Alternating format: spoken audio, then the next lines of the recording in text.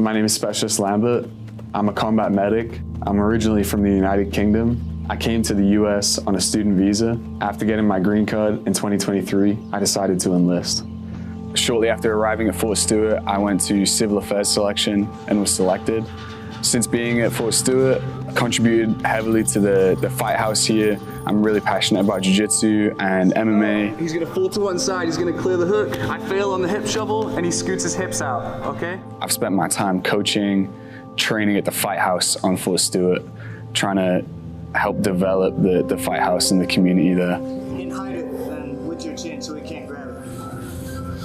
It's a huge responsibility, and I see it as an honor to be able to teach people. I'm ready to actually try some of the moves we learned in practice. I'm gonna try and call out a score and time for you, so you don't have to worry about that. Keep my instructions simple.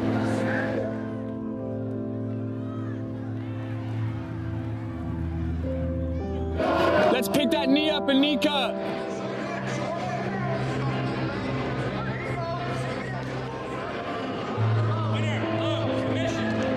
Jiu-Jitsu was huge for me as a young man in my development, and I'm honored and grateful that I get to be a part of that process for other people in their Jiu-Jitsu journey. V with your elbow. Make a V. Now push.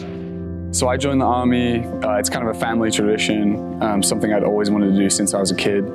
My dad, my granddad, my uncle all served, and they really held on to the service to Queen and country. Like, they took that obligation very seriously. And I don't necessarily think when I was a kid that it was about fulfilling that service. I just idealized the role of a soldier. I wanted to be a soldier.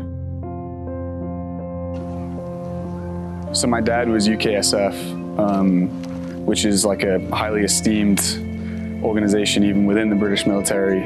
He didn't tell us a lot of stories, but hearing the stories he told us definitely influenced me. But I still have pictures of him that, you know, I look at regularly. I have a small picture of him in his dress uniform, and I still look back at that.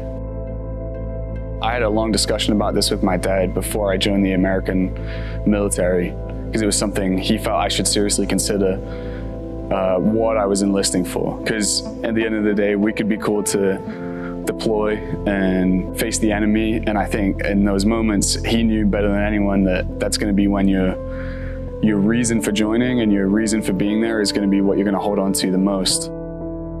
The value of servitude, I think it's important to maintain that tradition. I think military service is an honorable thing for a reason. It shows that you are willing to sacrifice everything for your country and for the freedom of others.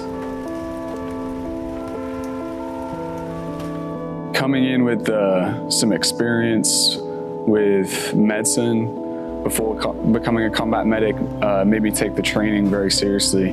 Being an EMT in an urban setting, working in an emergency department, like you see people on their absolute worst days, and you know, not everyone makes it. So you understand the consequences of the job, and being a combat medic, you're surrounded by your friends, your unit, and they're looking to you to provide them that sense of security that you're going to help them if they end up getting injured, right? And train them to be able to address those situations too.